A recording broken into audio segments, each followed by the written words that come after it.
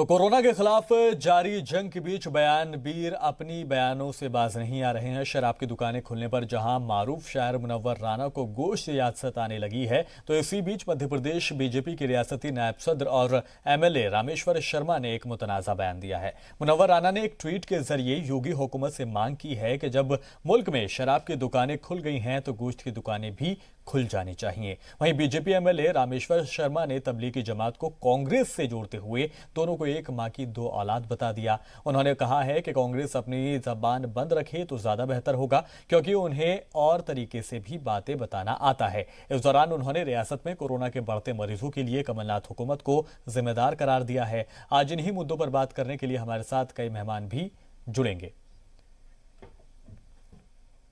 Green zone होता, आज अगर हम भोपाल में पीड़ित हैं तो कांग्रेस और जो तबलीगी जमात है, ये दोनों भाई हैं, एक ही माँ की दो औलाद हैं, उनके कारण आज हम मुसीबत में। और कांग्रेस मुंह बंद रखे तो ज्यादा बेहतर होगा, अन्यथा फिर हमें उनका और भी तरीके और भी बातें बताना हमको आती है। तो आज इन्हीं मसलों को लेकर बातचीत करेंगे, क्योंकि जो जिस दौर में अब हम रह रहे हैं उसके मुताबिक हमें सभी को साथ होकर कोरोना की वबा पर फतह पानी है। लेकिन ऐसे दौर में हम लगातार सियासी बयानबाजी देख रहे हैं, मुतनाज़ा बयान देख रहे हैं। जिस तरह से ये बयान सामने आया है जिसमें ये साफ कहा गया है कि दरअसल जो तबलीगी जमात है और जो कांग्रेस है, दरअसल वो एक ही माँ की औलाद, एक तरह से बताया गया है। एक मुतनाज़ा बयान दिया है। साथ ही साथ जो दूसरा मामला है वो ये है कि मुनव्वर राना जो बहुत मारूफ, बहुत अजीम शायर हैं, उन्होंने दरअसल एक ट्वीट किया था। ट्वीट में उन्होंने लिखा था कि योगी जी शराब पीने वालों को शराब पिलाई, लेकिन हम लोगों को भी गोश्त खाने दीजिए। दरअसल उन्होंने मांग ये की थी कि जो गोश्त की दुकानें हैं वो एक लंबे वक्त से बंद पड़ी हुई हैं, उनको खोला जाए। तो मशहूर शायर मुनव्वर राना ने एक ट्वीट करके योगी हुकूमत से मांग की है कि जब मुल्क में शराब की दुकानें खुल गई तो गोश्त की दुकानें भी खुल जानी चाहिए। उनके इसी ट्वीट को लेकर जब मुनव्वर राना से बात की गई तो उन्होंने हुकूमत पर मुसलमानों को तकलीफ पहुंचाने का इल्जाम लगाया। मुनव्वर राना से बात की जी मीडिया के नुमाइंदे विनोद मिश्रा ने। लॉकडाउन 3 में शराब की दुकानें कल से खुल गई हैं। मशहूर शायर मुनव्वर राना साहब ने एक ट्वीट किया है। उन्होंने कहा कि मुख्यमंत्री जी आप शराब पिलाइए, लेकिन गोश्त की दुकानें भी खुलनी चाहिए। बात करने के साथ खुद मुनव्वर राना साहब हैं। सर, ये जो ट्वीट आपने किया है इसका मायने क्या है, मकसद क्या वो समझना चाह रहे थे? नहीं, मानी कोई ऐसी जबान में नहीं है कि उसका ट्रांसलेट किया जाए।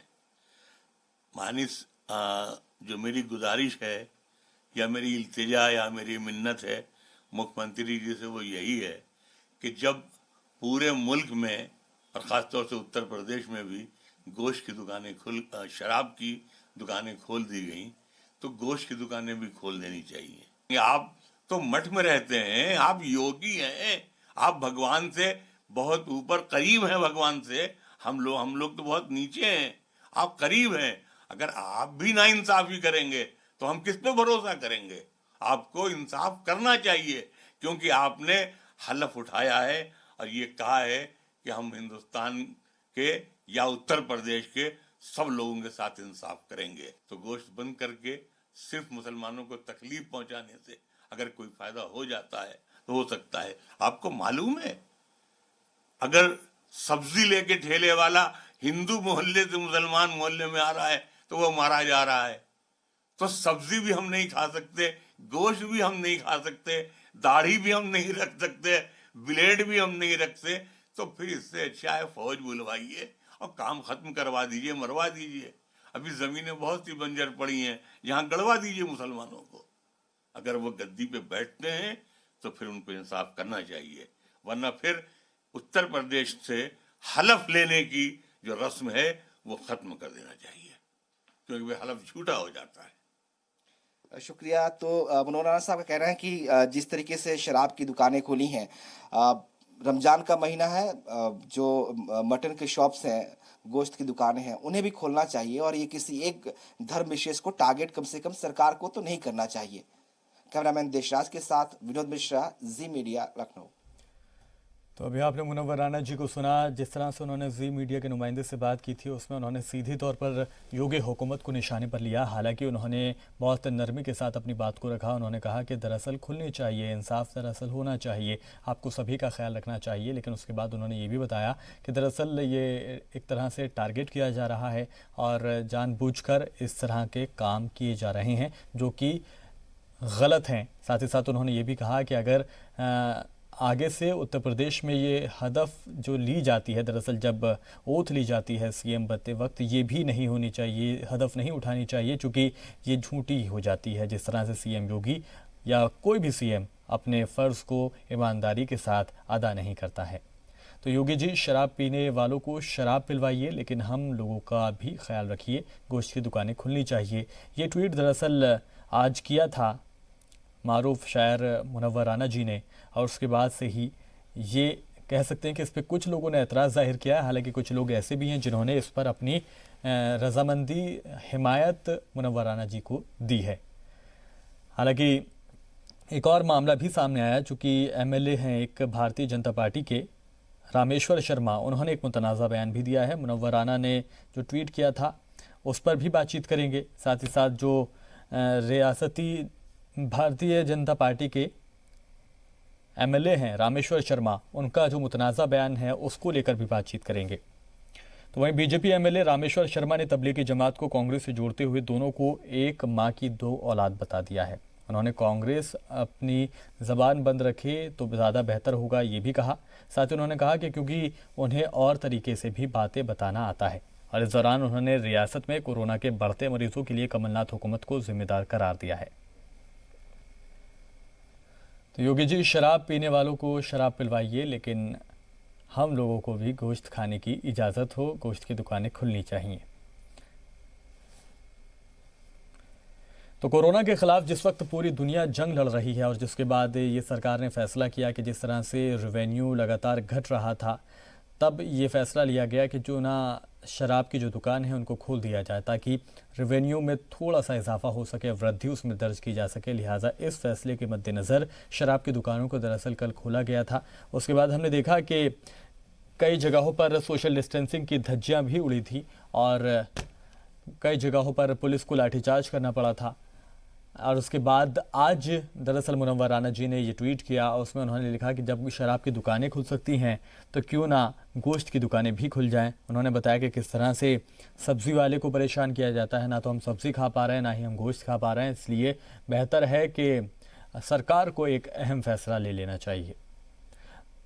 तो योगी जी से साफ तौर पर सूबे के मुख्यमंत्री योगी आदित्यनाथ से उन्होंने ये मांग की है कि मीट की जो दुकानें हैं वो खुलनी चाहिए। तो कोरोना के खिलाफ जंग जारी है और इसके बीच बयानबाजी भी लगातार हो रही है। अब शराब की दुकानें खुलने पर जहां मारूफ शायर मुनव्वर राणा ने गोश्त को याद किया है और उन्होंने साफ कहा है कि गोश्त की दुकानें दरअसल खुलनी चाहिए।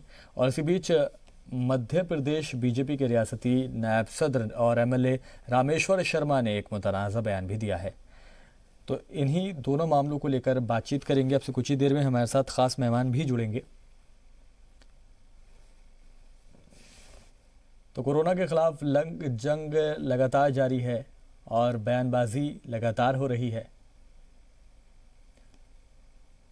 तो गोश्त की दुकानें खुलनी चाहिए, ये मांग मुनव्वर राणा की तरफ से की गई है।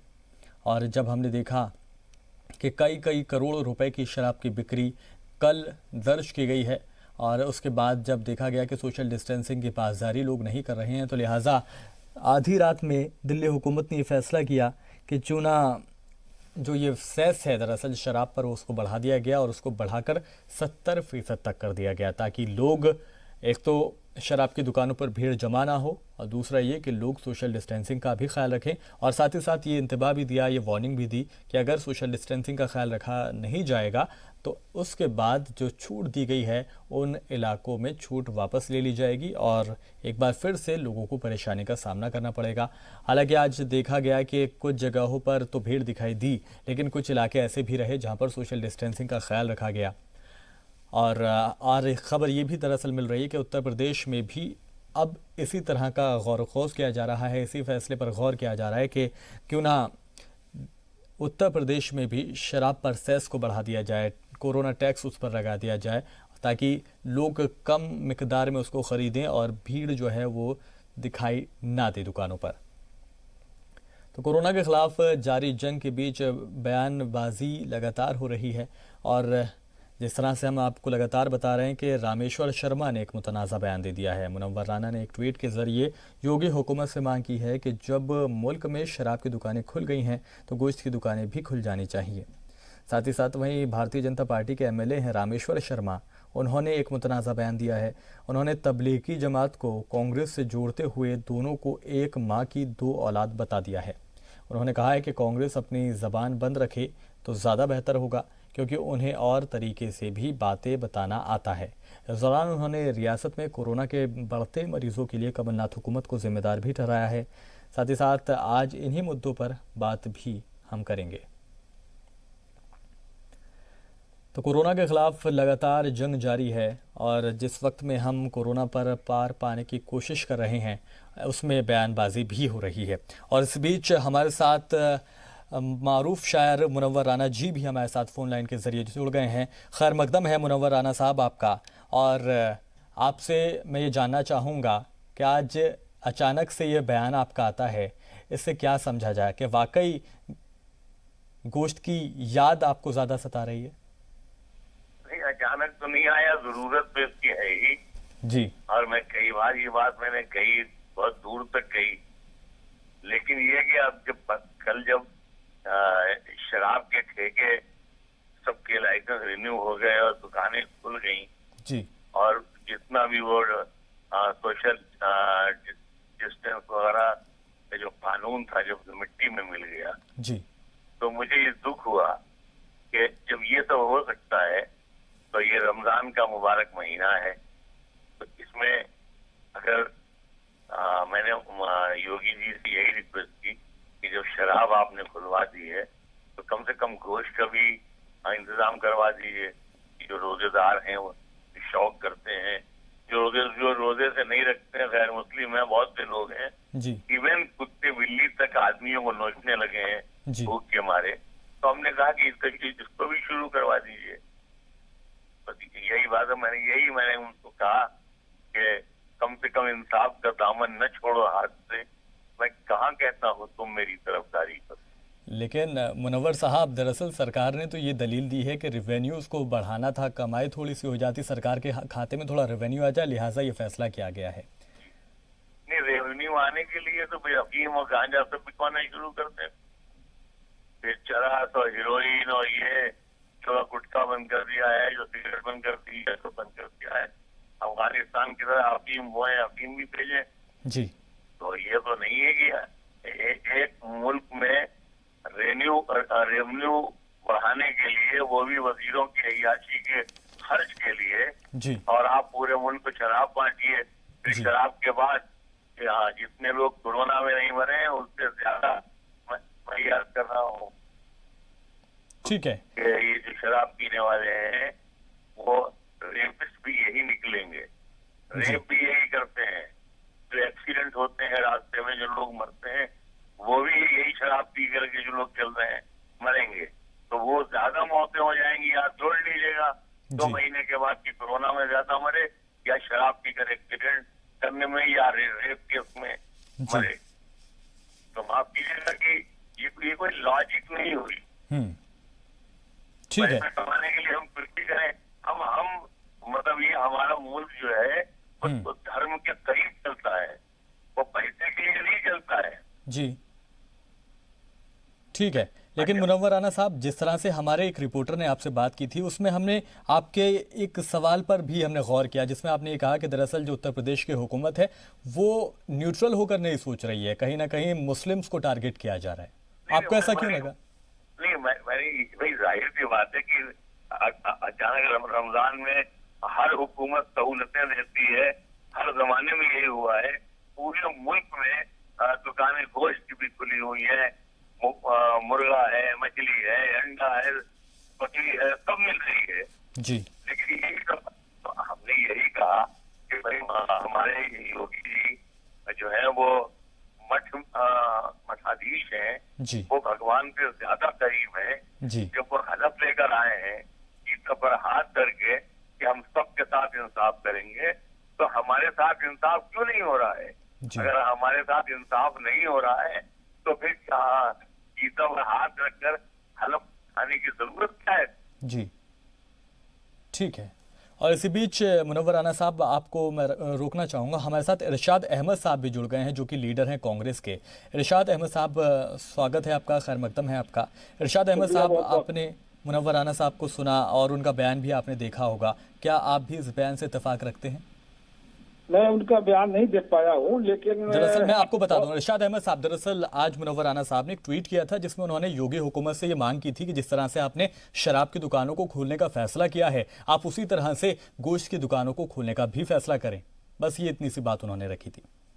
हाँ, बात तो वैलिड है कि शराब जो खुल सकता है, जी, क्योंकि शराब लेने के जो तरीके हैं वो आपको मालूम है, हमको मालूम है कि शराब के खासकर शाम के वक्त इस कदर भीड़ होती है उसमें शराब की दुकानों पे, और ऐसे हालात में वहाँ, लेकिन गोश्त की दुकानों में भीड़ तो नहीं होती है। लिहाजा अगर वो खोला जाए तो अच्छा बेहतर है, क्योंकि आमतौर से मुसलमान फास्टिंग के बाद जी, शाम को अच्छा खाना खाना चाहता है, और अच्छा खाना खाने का जो तरीका है अपने मुल्क में, इस मुल्क में हिंदुस्तानी तरीका है, तो नॉन वेज खाना हो तो थोड़ा अच्छा हो जाता है, टेस्टी हो जाता है खाना। लिहाजा उनका जो डिमांड है वो सही डिमांड है, जायज डिमांड है।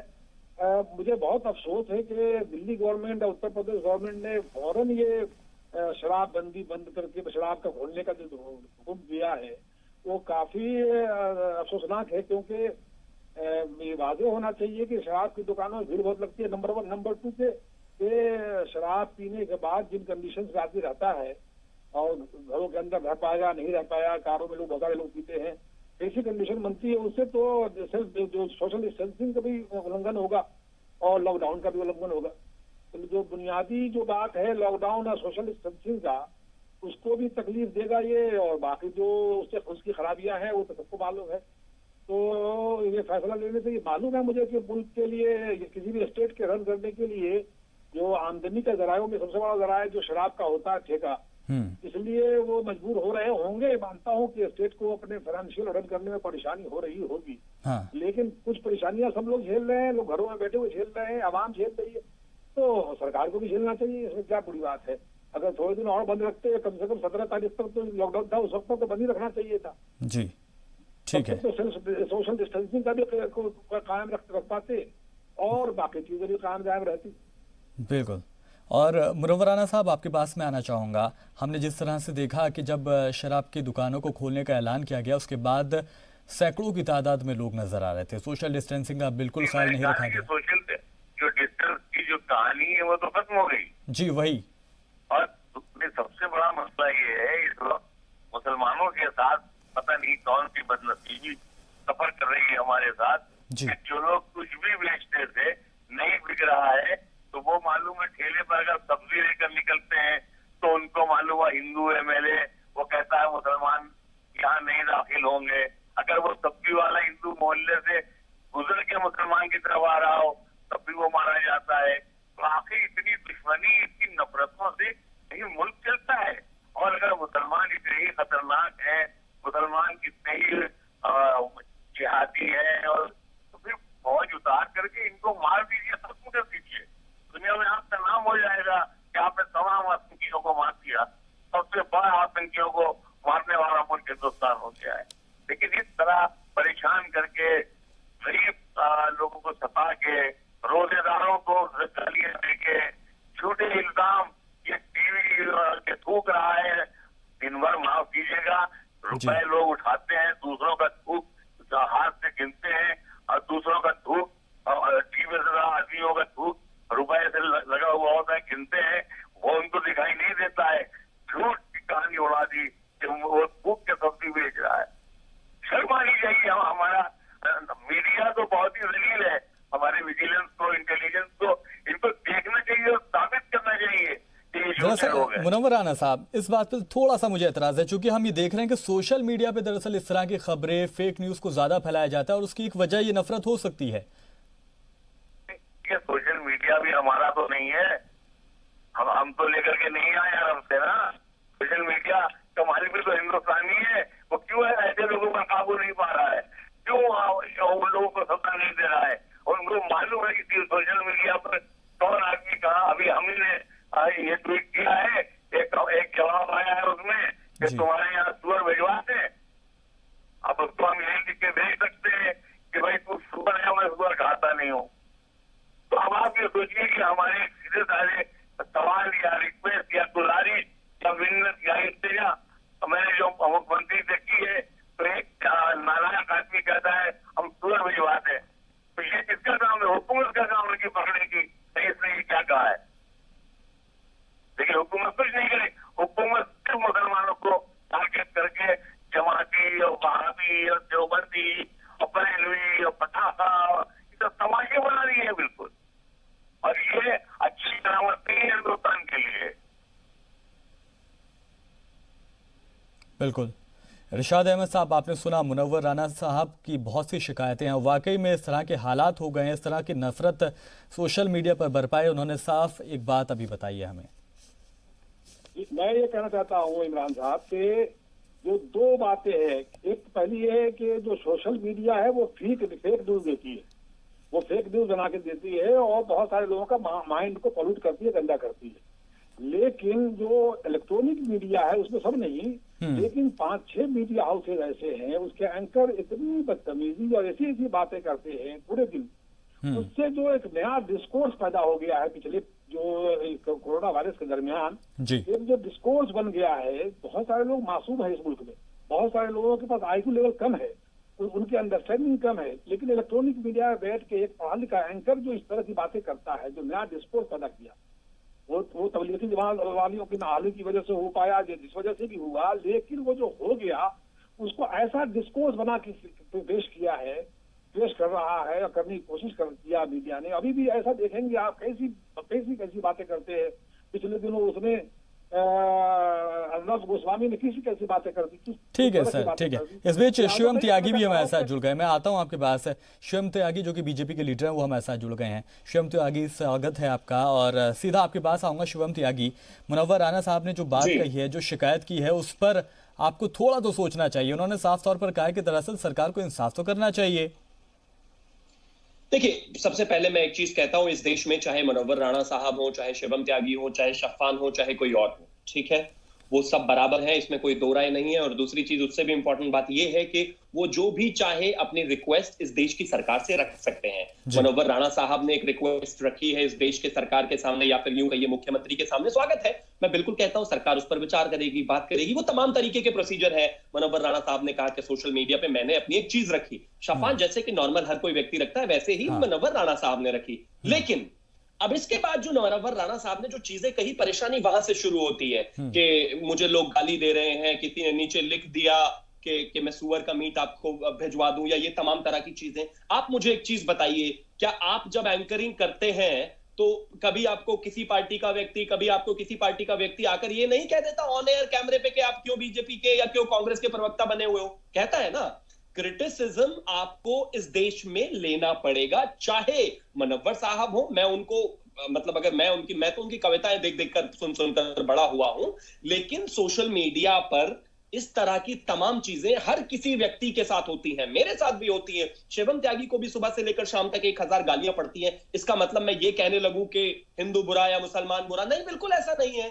बात यहां पर हिंदू मुसलमान की नहीं है, बात यहां पर लोगों की है। सोशल मीडिया पर जो एक इस तरह की चीजें चलती हैं, वो हर तरफ से चलती हैं, उसमें हिंदू मुसलमान वाली बात नहीं है, एक बुरे इंसान वाली बात है। और उससे इंपॉर्टेंट चीज जो उन्होंने कहा कि भाई अगर आपको मुसलमानों से इतनी ही परेशानी है तो आप एक काम करिए, जेसीबी चलवाइए, निकलवाइए, मरवाइए, बाहर करा दीजिए, इस तरह की बातें करी। मुनव्वर राणा साहब, आप इतने बड़े व्यक्ति हैं, बड़े व्यक्ति मैं कहूंगा उम्र के लिहाज से भी आपका कद इस देश में बहुत बड़ा रहा है। आपकी कविताएं इस देश में मुसलमानों ही नहीं हिंदुओं ने भी सुनी है, मैंने भी सुनी है। आज आप जहां पर भी हैं, जिस भी ओहदे पर हैं, किसी ने उसमें मुनव्वर के बाद राणा या मुसलमान नहीं देखा, सिर्फ एक इंसान देखा जो मां के लिए कविता पढ़ता है, बहुत अच्छी कविता पढ़ता है, जिसकी हम सम्मान करते हैं। आपको हम सम्मान करते हैं, बेहद प्यार करते हैं। क्या इस देश ने हिंदू और मुसलमान देखा क्या उसमें? अगर देखा होता तो आज क्या मुनव्वर राणा या फिर कोई सलमान, शाहरुख खान यहां पर होते क्या? नहीं। मुझे लगता है कि आपको एक नागरिक के तौर पर देखा गया, इस देश ने आपको प्यार दिया, सम्मान दिया, आगे भी देता रहेगा। लेकिन जहां तक बात आपने सोशल मीडिया पर गाली या तमाम उन चीजों की करी, तो मैं आपसे ये चीज पर सिर्फ इतनी सी गुजारिश करना चाहूंगा कि ये सभी के साथ है, हिंदू के साथ भी है, मुसलमान के साथ भी है, सिख के साथ भी है, ईसाई के साथ है, गालियां सबको पड़ती है। जहां तक कहते हैं कि इसका पॉजिटिव और नेगेटिव इंपैक्ट क्या है, उस पर मैं सिर्फ इतना कहना चाहूंगा कि देखिए, एक चीज का अगर पॉजिटिव इंपैक्ट है तो उसका नेगेटिव इंपैक्ट भी होता है। और अभी मेरे मित्र ने कहा कि तमाम तरह के जो इलेक्ट्रॉनिक मीडिया है, एक पत्रकार का नाम भी लिया कि वो दिन रात जो है हेटर्ड फैलाते हैं। देखिए, इस देश में, और इस देश में क्या, पूरी दुनिया में कहता हूं ना मैं, इस दुनिया में पूरी 1970s और 60s की पत्रकारिता से मैं बताता हूं, एक जमाना हुआ करता था जिस जमाने में लोग दूर दराज के इलाकों से लेकर खबरें आते थे और अगले दिन वो प्रिंट होती थी। तब भी इस जमाने में मीडिया पर सवाल किया गया है। मीडिया कभी भी लोगों के सवालों से और इन बातों से नहीं बच पाया है। समय चाहे जो भी रहा हो, पत्रकारों को गालियां हमेशा से इस तरह से पड़ी है, क्योंकि उन्होंने एक वर्ग की खबर अगर दिखाई तो दूसरे वर्ग को वो समझ में नहीं आई, दूसरे वर्ग की जो खबर दिखाई वो एक को समझ में नहीं आई।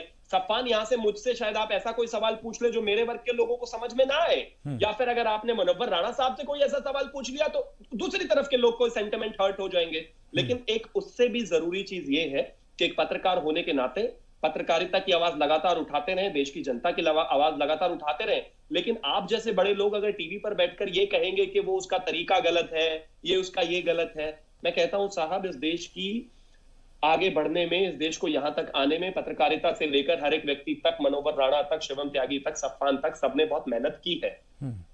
हमारा अपना एजेंडा सिर्फ इतना होना चाहिए कि हाँ, जितना लोग हमारे सुनते हो हम उसको पॉजिटिविटी के साथ इस देश की जनता तक पहुंचाएं। हाँ, ये गालियों का माहौल और ये सब ठीक नहीं है, लेकिन इतना जरूर है, अगर हम इसको पॉजिटिव तरह से बदलने की कोशिश करेंगे तो जरूर ये एक दिन बदलेगा। हाँ, यही एक इंपॉर्टेंट चीज। शिवम त्यागी और इरशाद अहमद, आप जुड़े रहिए हमारे साथ। एक छोटे से ब्रेक के लिए रुक रहे हैं, ब्रेक के बाद चर्चा जारी रखेंगे।